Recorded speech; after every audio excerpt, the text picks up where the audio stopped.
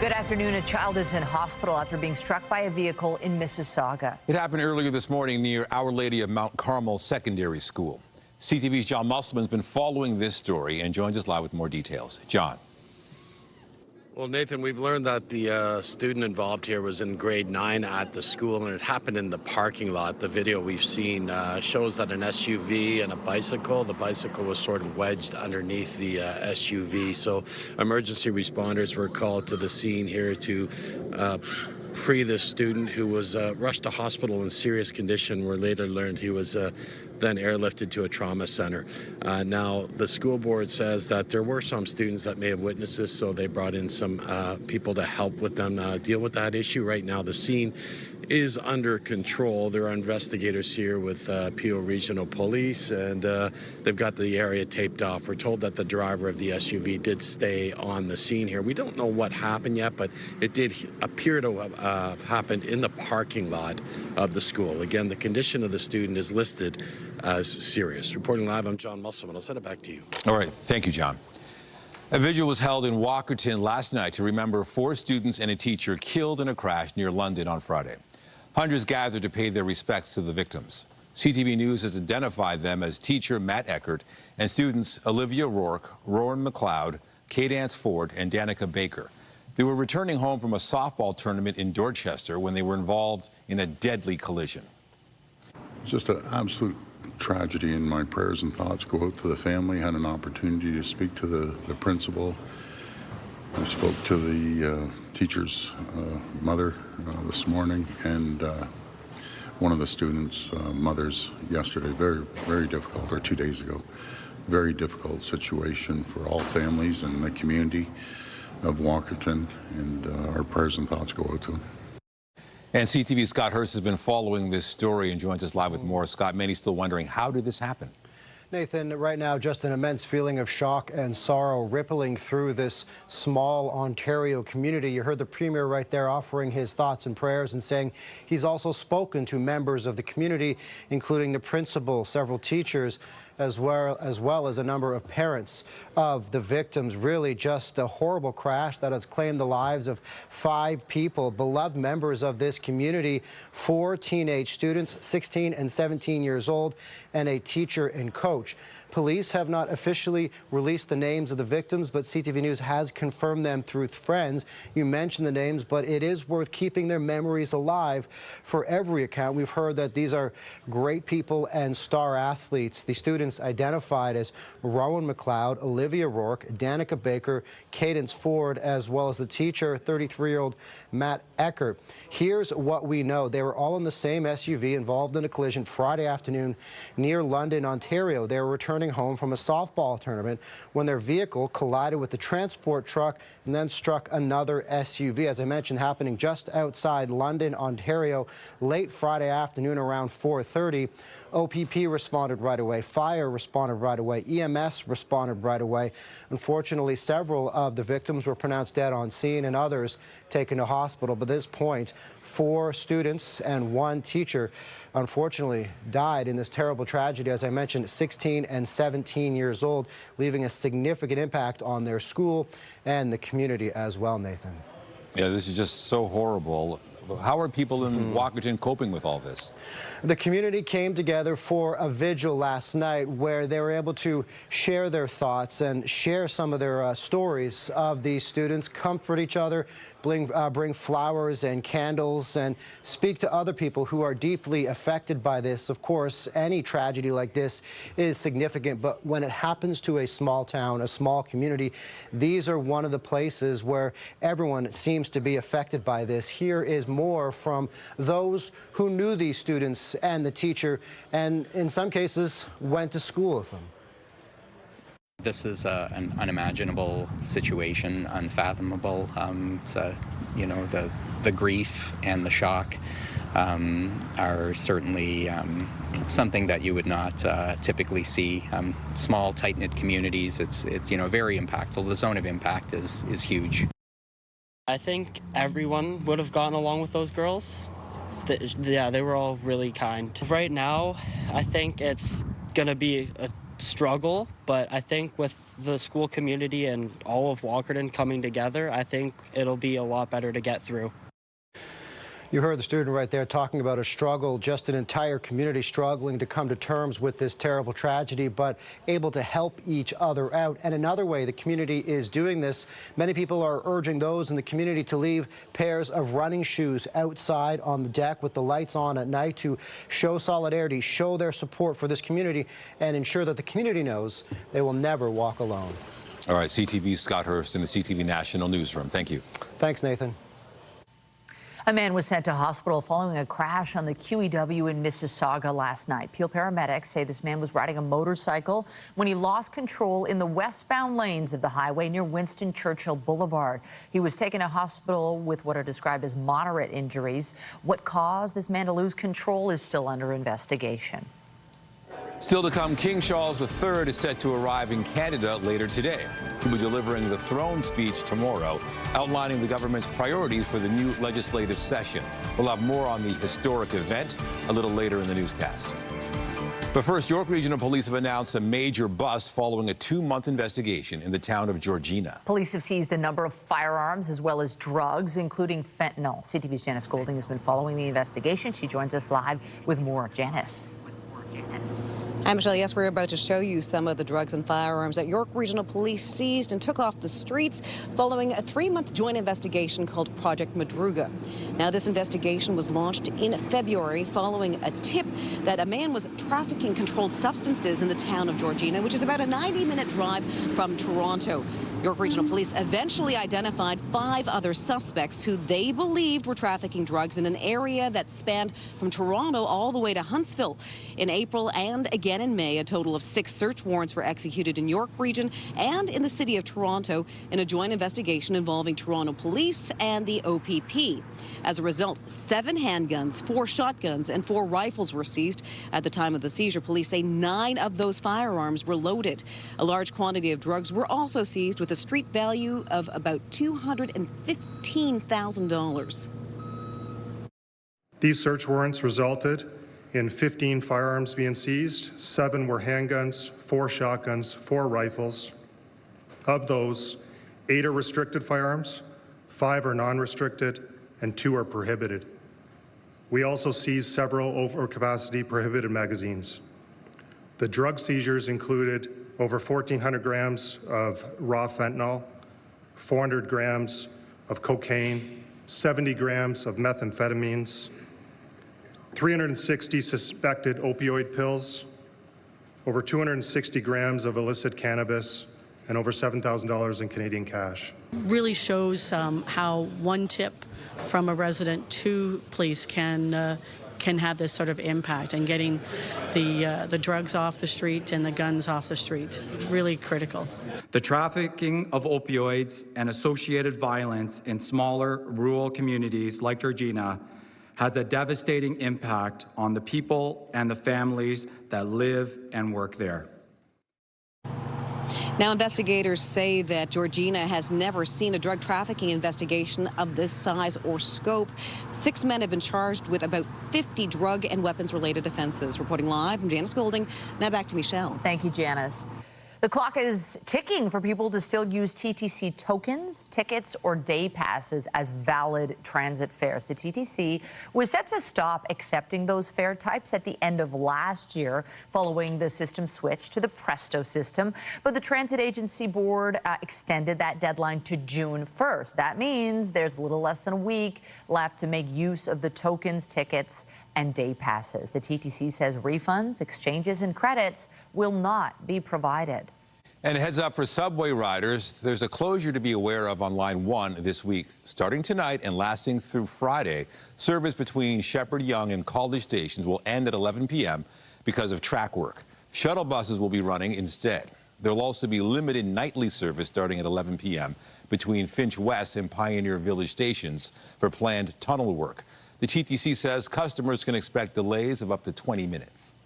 Time for a first check of the forecast, and here's a live look at our glorious skyline, long-awaited beautiful sunshine. Nature is also delivering on the temperature front as well. Let's bring in Lindsay Morrison. Lindsay, this is what we've been waiting for, especially after all that weekend rain. Oh, Michelle, finally sunny, finally seasonal. We have earned this. We deserve it. Let's enjoy today and a good portion of tomorrow, too. All is quiet on the satellite and radar. Winds are calm. They are coming out of the south, but very light. Temperatures around the Golden Horseshoe at this hour in the upper teens. You might find it just a little bit cooler for some lakeside communities at this hour. 11 degrees in Oakville, 12 at the Toronto Islands, for example. But it's a stellar day. Anyone I've spoken to today hesitated to even come indoors because it's so nice outside. 22 is our forecast high. You'll notice that that is normal for this time of year temperature-wise, and that sunshine will stick around at least into part of the day tomorrow. We'll talk about that and give you an idea of when the next round of rain is set to arrive. For now, though, Nathan, I'll send it back to you. Thank you, Lindsay. A protest was held in the city this morning, taking aim at a controversial piece of provincial legislation. It really is just to benefit him, and we just want to say that that's not where our money should be spent. That's not how we as Ontario feel about going and development. We're all for the economy, but this isn't the right way to do it. Demonstrators gathered in Nathan Phillips Square to express their opposition to Bill 5. The legislation is meant to expedite critical mineral and mining projects. It proposes creating a special economic zone which would let the Ford government grant itself exemptions from some regulations. Critics say the bill would weaken environmental rules and First Nations rights. However, the government says the bill is needed to cut red tape in order to speed up infrastructure projects. Well, Parliament's back in session today for the first time since April's federal election. The first order of business for MPs today was to elect a new Speaker of the House.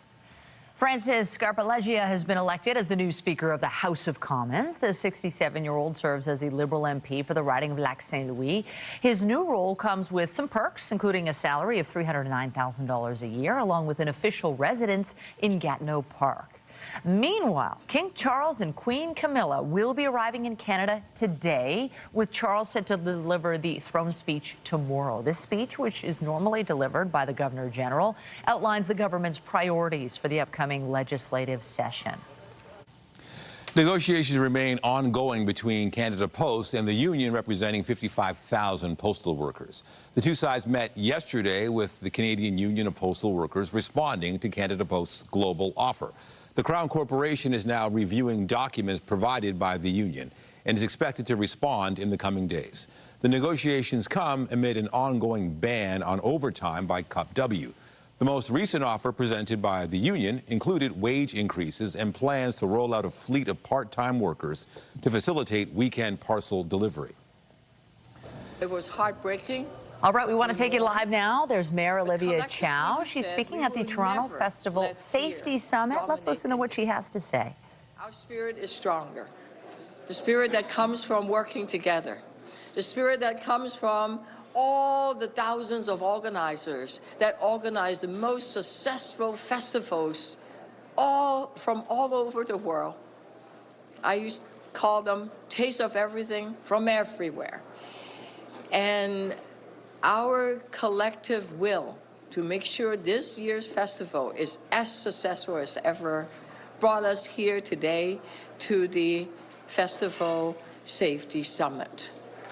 And this summit, we learned a lot about best practices on how we could collectively buy insurance together, what are some of the mitigation effects, how we could work with the emergency services, and what kind of things we must do to make sure it's safe, but that all festivals will remain joyous, celebratory, and really celebrate the essence of Toronto, which is one of coming together, one of really developing a sense of belonging through sharing our common bond, our culture, and our heritage. So today we are announcing three elements. One, we will continue to take all the ideas, the resources we've shared with everyone. Two, we are providing $100,000 seed grant to the festival organization, because all the folks said, hey, we have all these wonderful ideas. We want to come together, form an organization, and so we could support each other. Great idea, because we know that we are always stronger together. So to support that, we're putting aside $100,000. And lastly, we are committing again $2 million to support the festivals. So it's a bit extra for all the maybe extra safety practices or safety. All right, you're listening to Mayor Olivia Chow. This is at the Festival Safety Summit. We are just getting into festival season, and police, city officials, and organizers of events are part of this, especially in light of the Vancouver attack that happened as well. We'll stay on this, and we'll have more for you at 5 and 6. But for now, we want to return to one of our top stories, all the happenings on Parliament Hill. It's a busy week, and we're going to bring in CTV's Rachel Aiello, who's following it all. Let's first talk about this new speaker. What more can you tell us? Yeah, good afternoon. So the new speaker has just been named. His name is Francis Scarpa-Leggio. He is a Liberal MP from Quebec, and he has been in the House of Commons serving his constituency since 2004. He was the longest-serving MP among those who threw their names into the ring to become the next speaker, Italian-Canadian as well. So what we've just watched unfold was he was named the next speaker who's going to be adjudicating over the House of Commons. He was ushered in that traditional kind of jostly way from both Prime Minister Mark Carney and official opposition leader Andrew Scheer. He took the chair, thanked colleagues, and promised to uphold the duties and responsibilities of the role. And then we saw quite a remarkable moment where we had Prime Minister Mark Carney deliver his first remarks in the House of Commons in thanking the Speaker, saying he's got his confidence, and kind of made a quip about, you know, I'm new to this, I will make mistakes, and I trust on you to call me out when I do.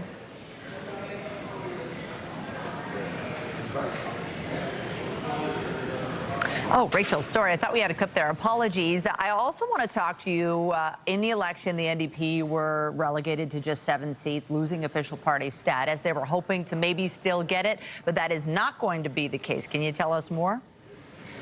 Yeah, so today on his way into a cabinet meeting on Parliament Hill here, Government House Leader Stephen McKinnon confirmed that they are not going to be granting the NDP official party status. Now, this is a designation that is reserved for parties that have 12 or more members. Obviously, the NDP are down at 7, and his rationale for this is like, it's what the parliamentary rules say, it's what's in the law, and we're not going to change that. There had been some effort from the NDP to find a way to get official party status. There could still be potential allowances for them to get a bigger research budget, for example, more money, more time in the House of Commons. But in terms of that formal designation that allows them regular questions and question period, for example, that is not being granted to them. And I think part of the consideration here is setting that precedent, because if it has been set at 12 and now we're talking about maybe giving a party of 7, what happens in a different electoral context? Are we giving official party status to all of those smaller parties? And so I think that is part of the rationale for why it's not going to be given to them this time, but we'll see what other allowances they could be given in the days, weeks, months ahead. Before I let you go, we got to talk about King Charles arriving in Ottawa today. Talk to us about the significance that he is the one who's going to read the throne speech this time around. Yeah, absolutely. It's just, like, frankly, historic. This is only going to be the 3rd time ever that a monarch has delivered the speech from the throne in Canada. The last time this happened was Queen Elizabeth back in 1977. So it is a historically significant moment, but I think in the current context, pretty important for Canada to have the sovereign, the monarch, come here and talk about Canadian sovereignty. Obviously, we're having that conversation about Canada-U.S. relations and all of those jokes or threats or attacks on us from the United States, making us the 51st state. So it will be interesting to see what kind of conversations happen between the Prime Minister and the Liberal government, which drafts the speech, and the King Charles, in terms of what he's comfortable saying and what we'll see him actually declare as part of the speech from the throne. But certainly, most times, it's the Governor-General to a domestic audience. With the King delivering the speech from the throne tomorrow, second order of business after electing a speaker, it's going to be watched across the world. CTV's Rachel Aiello reporting live for us on a very busy day in Ottawa. Appreciate it. Anytime. U.S. President Donald Trump's ongoing feud with Harvard University is impacting international students. Now, Canadian universities are watching closely, ready to welcome many students caught in the crosshairs. CTV's Allison Bamford reports. very stressful, anxiety-inducing, but just trying to take it day by day. Canadian John Gobin should be graduating from Harvard Law this time next year. But like thousands of international students, his future at the Ivy League institution is up in the air. Something like 25% of students at Harvard across the board are international students. U.S. President Donald Trump has issued an edict to keep Harvard from enrolling international students. It's still being contested, but the move is raising fears while also providing an opening for Canada. The attack on universities that's going on in the United States creates an opportunity for Canada to step forward. A much needed opportunity. Canadian universities have been struggling. Last year, Ottawa introduced a cap on international student study permits, along with other immigration changes, including post-graduation work permits. Canada's brand internationally has been really damaged. International enrollment has plummeted, sitting below the federal cap. Atlantic universities lost about 3,000 international students last year. 2025 projections aren't much better. Without the revenue of international students studying in our universities, we don't have the same resources to open the doors for folks born right here at home. A silver lining for some universities on the East Coast. Anecdotally, the number of U.S. applicants has doubled in the last few months, possibly linked to the lower Canadian dollar and turmoil down south. Our region in particular has a great reputation for high-quality education. Prime Minister Mark Carney has said immigration is a priority for his government, and Canadian universities are hopeful Ottawa will move quickly to improve the permit process and invest in research to make the country's schools a top choice around the world. Alison Bamford, CTV News, Saskatoon.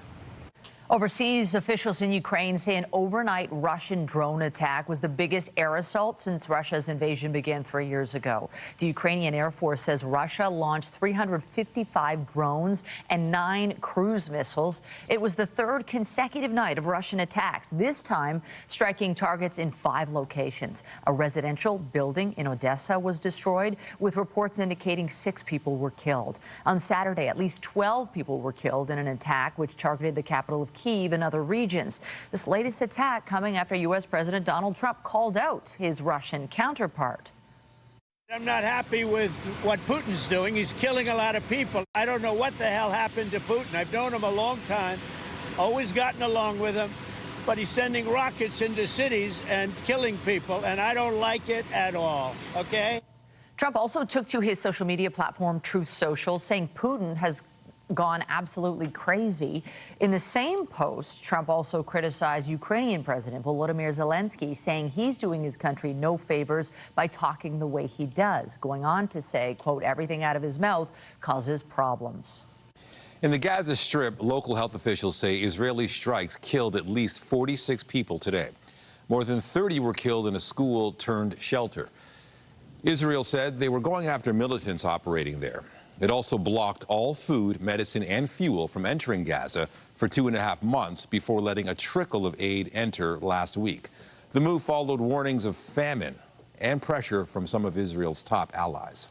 U.S. President Donald Trump says he is pausing his threat to impose a 50% tariff on imports from the European Union. Yesterday, Trump indicated he had agreed to a request from the European Commission president for an extension on the June 1st tariff deadline. Trump says the deadline has been extended to July 9th. European stock markets rebounded following news of this tariff pause. One of the world's most active volcanoes is at it again. Lava poured from the Kilauea volcano on the Big Island of Hawaii yesterday. The mountain's been erupting sporadically in December, and there have been more than 20 episodes since then. Most of them are separated by pauses of several days. This last one lasted about 6 hours and also sent ash into the atmosphere. The United States Geological Survey has been streaming the volcanic activity online. Lindsay. Well, no question, it has been a cool end to the month of May. You'll recall that last week, every single day, the temperature was cooler than normal or below seasonal. But here's a look at today. Finally, where we expect to be at this time of year. 22 is our forecast daytime high. That is also our seasonal norm, around 21 actually in Toronto. It's already 22 degrees this hour in Fort Severn. And it's worth mentioning the UV index today with all that sunshine out there. It's considered high, so slather on the sunscreen. Tomorrow, we're going to see an increase in cloud, and then the wet weather returns. A full look at your 7-day forecast is coming up after this break. This year marks the 80th anniversary of the liberation of the Netherlands by Canadian soldiers. And now the major accomplishment is being honored by Little Canada. That's where we find CTV's Jessica Smith this afternoon, who joins us with more on the attraction's newest display. Show us more, Jess. Misha, it always blows my mind how they're able to really make everything so miniature, but there's so much detail. I'm joined by John Louis. This story really has a personal connection for you, but there's such a beautiful way that you've captured this history of this 80th anniversary. Talk to me about this display. So this display is actually a replication of what's in the real world. So 2 weeks ago, a park in Mississauga was unveiled, celebrating the 80th anniversary of the liberation of the Netherlands. And we've recreated that same park in miniature, which you see behind me. Why was it important to capture this moment in history? I know you guys have a Vimy Ridge display, and you've kind of got this second one that's just outside of Canada's borders, but it has that Canadian connection. Why was it so important to bring this in? Well, it was important for two reasons. One is it's part of Canada's contribution to the world outside its borders, but there's also a personal connection.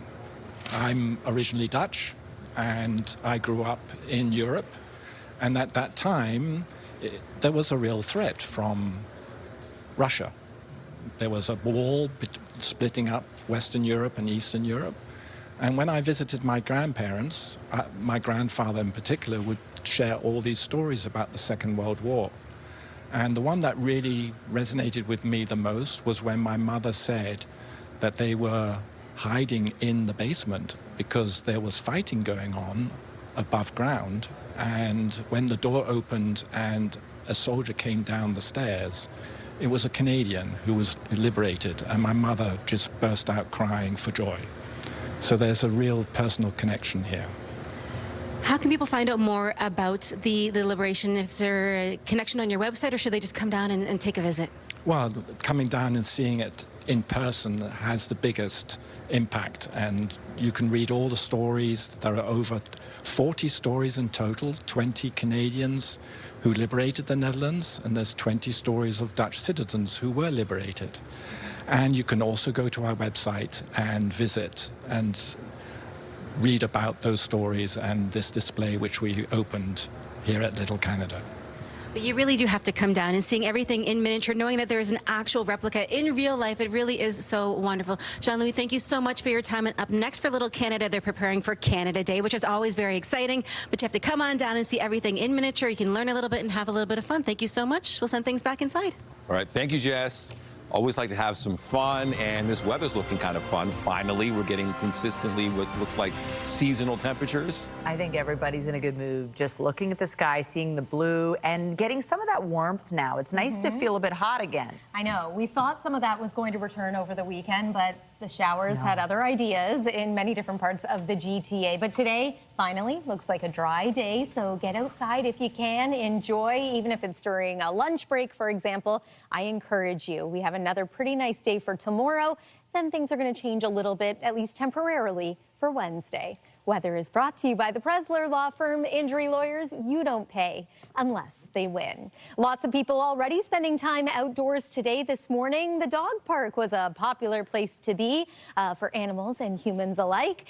Still likely some warmer jackets in the early morning hours, but you don't need the umbrella today unless it's for shade. You will, however, need it again midweek and then for a couple of days after that. Let's begin with the temperature story. We are comfortable right now. It is 19 degrees in Toronto, 18 in Windsor, 17 in the Trenton area. Jumping ahead to this evening, we've got a beautiful sunny afternoon expected, the high 22 degrees, and then around the evening hours back into the upper teens, light winds, pleasant. Overall, that's really all we can say about today. Tonight's overnight low is going to be about 9 degrees. That's just on the cool side of seasonal. And then waking up tomorrow morning, sunshine once again. Temperatures quickly climb into double-digit territory. And then by the afternoon, we will be in the 20s once again. But I do want to point out the fact that while we will have a sunny start, we are expecting a gradual increase in cloud cover as the day goes on. So there you have temperatures in the low 20s across southwestern Ontario. Similar situation around the Golden Horseshoe.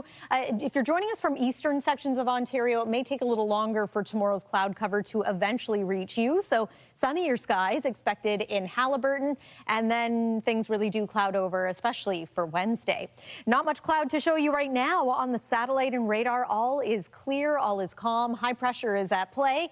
But we're watching a couple of disturbances south of the border at this time, and these are going to bring us that increase in cloud cover. Not so much for this evening, but as we make our way into tomorrow morning, watch how the cloud cover continues to increase through the afternoon. Any wet weather is likely to hold off until the daytime hours on Wednesday, likely midday around the GTA, and then impacting us into Wednesday afternoon and evening. It's going to be a little unsettled through Wednesday night, and then it's the chance of showers for both Thursday and for Friday. We're a little cooler Wednesday too, with an afternoon high of about 15 degrees, but we're back into the low 20s for Thursday, Friday. Hey, the weekend looks drier, a little cooler for Saturday, 19 degrees, not bad. And then there's Sunday, the first day of June. That's your look at the weather for now. Nathan, over to you. Thank you, Lindsay. The Blue Jays will be looking to snap a 3-game losing streak when they begin a series with the Texas Rangers this afternoon. And now Brandon Lau, who has been demolishing Blue Jay pitching this year, does it again. The Jays wrapped the series with the Tampa Bay Rays yesterday. The team was unable to muster any offense, losing 13-0. Today's game against the Rangers is set to get underway just after 4 p.m. in Texas. Still to come on CTV News at noon, a new report finds more than half of women in Canada say the healthcare system does not meet their needs. We'll have more on the numbers when we return.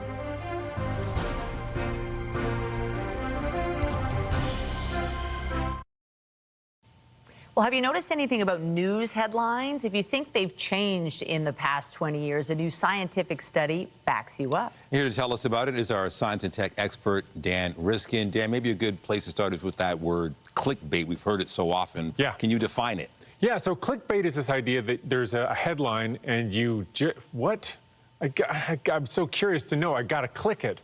And there's this study looked at 40 million headlines in English-speaking newspapers over the last 20 years and found that headlines have shifted in what their job is. It used to be that you bought the newspaper, you came across a headline, and you had to, the headline's job was to tell you what the article was about so you could decide if you wanted to read it. It was concise, but you'd already bought the newspaper. You weren't going to pay more if it was a great headline. You just needed something that told you what the article was. Now everything's changed. You're online, and all the headlines are competing against each other to get that click. And if you click, they get paid. And so the headlines have changed. Now they're more emotional, they're more evocative, they're longer, they're less descriptive of what the article's actually about. And they're not a good metric of whether it's good writing anymore, because the New York Times does it just as much as some shoddy outfit putting articles online somewhere else. And so this is a big change that's happened, and people think that we need to change how we monetize the internet. Maybe it's not the click that gets paid. Maybe it's if people read the article you get paid. Then what would happen to headlines then? Good point. We need hours to delve into that, especially we in the news business. Yeah. We want to talk about another study, and it found that ChatGPT was better at persuading humans and with regards to debates. Tell us more. Yeah, so they got a bunch of people, about 900 people, and they were going to debate an opponent about an article they cared or an issue that they cared about. And these are hot button issues that people really care about, like abortion or same gender washrooms, you know, things that people get really worked up about. And so people answered a bunch of questions about their demographics, and then they said where they fall on sort of that spectrum, and then they entered into a debate. Now, half the people were debating a human, and half the people were debating ChatGPT. And then afterwards, they were asked again, now how do you feel about this issue? And usually people stayed exactly where they'd been. You know, that's the experience we all have. People don't change their opinion too much. But when they'd been debating ChatGPT, and when ChatGPT had access to the demographic information of the person that was debating, ChatGPT was actually effective at changing people's opinions in a way that humans were not. And so this really points to one of the real powerful things about this new technology is that it can change your opinion. And if you've got a powerful company that has access to these chatbots, they could unleash them on a population and shift public sentiment in a way that they want. I don't know if that's a good thing. Yeah, it's full-on scary. It is. Finally, we all love to, rate things, be it restaurant or hotel, movies. So apparently, if you rate something 3.5 stars versus 3.5 out of 5, we see it differently. Yeah, this is so interesting, right? I mean, I can understand getting confused about Celsius to Fahrenheit because, the numbers are different. But when it's 3.5 out of 5 stars, it's different from 3.5 out of 5 numbers. And the way they figured this out is they showed a whole bunch of ratings and they asked people to round to where they thought it fit. And when people see a star that's partly colored in, like you do on Amazon, people round up. They say, oh, yeah, it's a star. It's, they just in their head, 70% of the time, they say, yeah, we'll just count it. So now it's 4 out of 5 instead of 3 out of 5. And when they see a 3-point-something on the numbers, they see that 3, they don't see a 4. And so they tend to round, 70% of the time, they round down to the 3. And so as a result, people's ratings, if they're using stars, tend to be higher than if they're using numbers. Okay, well, keep that in mind as we rate things. You guys are 5 out of 5, no matter what system you use, so there's that. CTV Science and Tech Specialist Dan Riskin, 5 stars for you, too. Oh, Thank yeah. you. Thank you, Dan. Thanks, guys. Well, health officials are closing the pediatric unit at the largest hospital in British Columbia's interior. They say there are not enough physicians to keep the unit properly staffed throughout the summer. CTV's BC Bureau Chief Andrew Johnson reports. In one of Canada's fastest growing communities, there simply aren't enough doctors.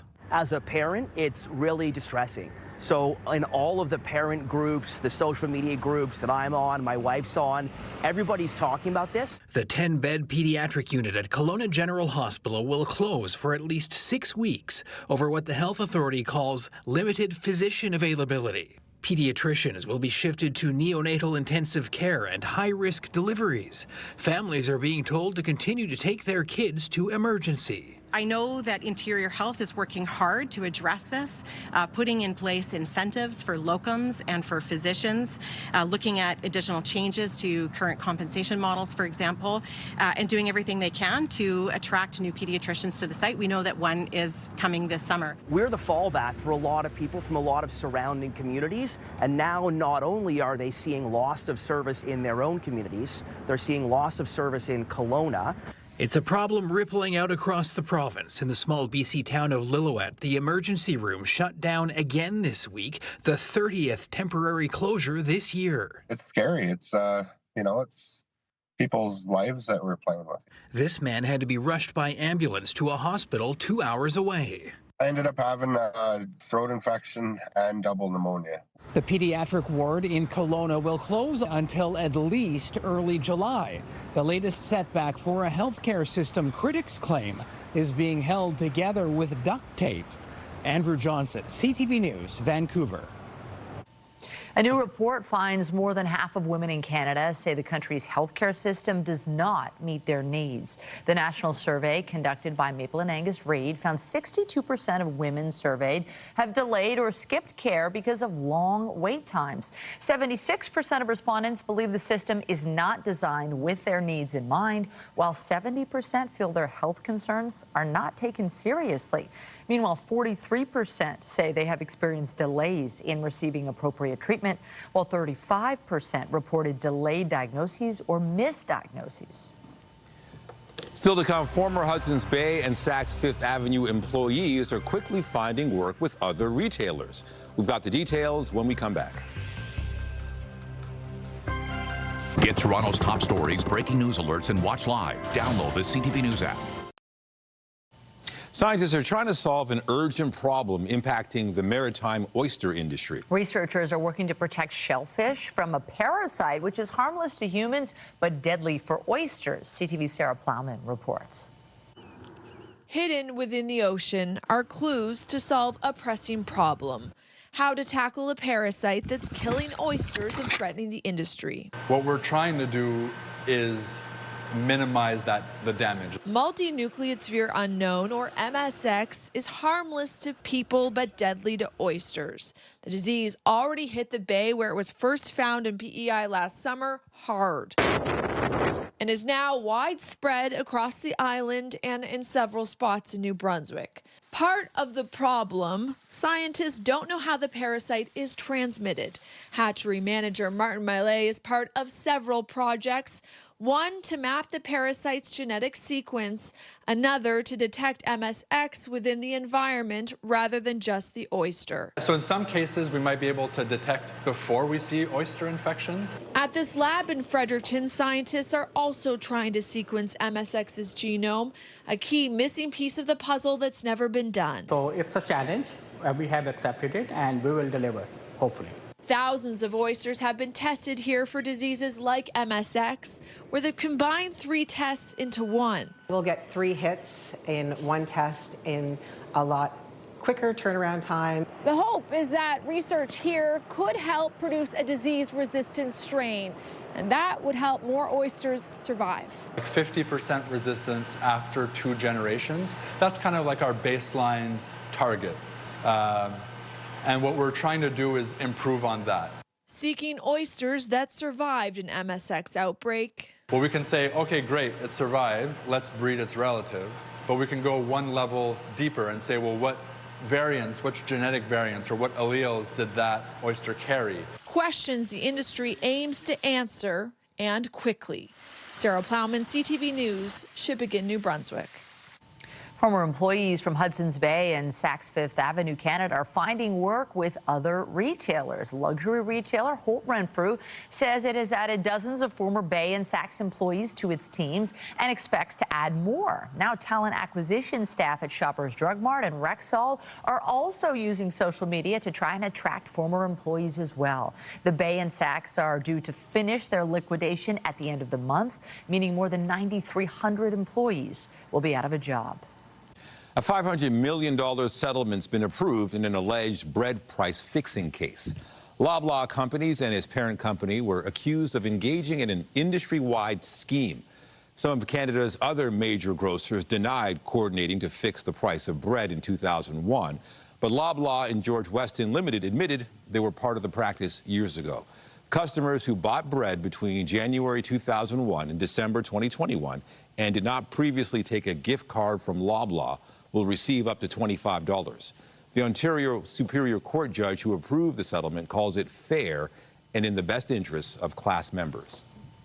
Coming up, training the next generation of search and rescue dogs. We'll have more on an event this weekend which features dogs from around the world when we return.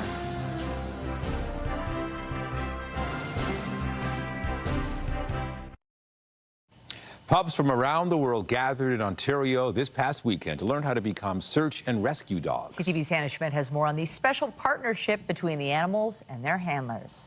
You did so good today. I'm so proud of you. In the world of search and rescue, it takes trust, timing, and a nose that knows. That's a good boy. A small group of dedicated dog handlers from both Canada and the U.S. met in New Hamburg this weekend, training for the high-stakes world of search and cadaver recovery. This is the 3rd annual training that we've had. We get into obedience.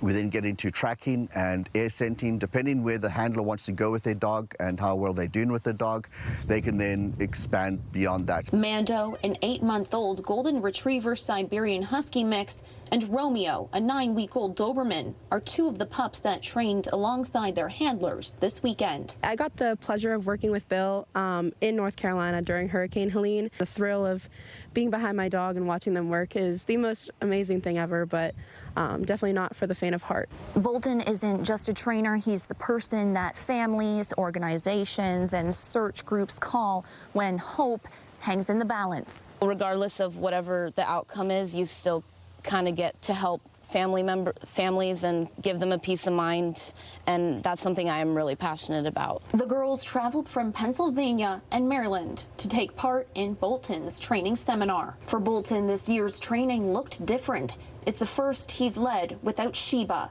his longtime canine partner and legend in the field, who passed away earlier this year. It's definitely emotional because she was not just my pet, she was my partner. She literally went everywhere. We trained together, we worked together. I relied on her implicitly. Now little Cleopatra is at Bolton's side, young, wide-eyed, and already stepping into the paw prints left behind. In every search, every bark, and every new handler trained, Sheba's legacy lives on. And with her successor already learning the ropes, the next chapter is just beginning. There are times when I really miss Sheba. It's real. Hannah Schmidt, CTV News, New Hamburg. And I'm sure dogs are loving this weather. Most dogs don't like the rain, so this is good for them. Yeah, and they had a week of it. Now we were putting that behind us. We had this beautiful day. What else should we expect this week? I was just thinking the same thing, that dogs are probably enjoying this change in weather, too. As we make our way into the nighttime hours tonight, all is going to remain clear, calm. Here's overnight, 9 degrees for the low, under partly to mainly clear skies. Let's take a look at what else is expected as we continue through the next little bit here. There's your overnight. Tomorrow's high expected to be around 22 degrees, very similar to today. It's going to be a great day to hit the links. Just be mindful of the fact that cloud cover is expected to increase as the day goes on. I think we will remain dry, though. Wednesday, not the case. Bring the umbrella. Periods of rain, chance of showers for Thursday and Friday. Drying out as we make our way into the weekend, but slightly cooler. Nathan and Michelle. Thank you, Lindsay. And that is CTV News at noon. Remember, you can get Toronto's breaking news all day long on CP24 and at ctvnewstoronto.ca. For Lindsay Morrison and the whole team here, have a pleasant afternoon. I'm Michelle Dubé. And I'm Nathan Downer. Be sure to join us later for CTV News at 5 and 6. Have a great afternoon.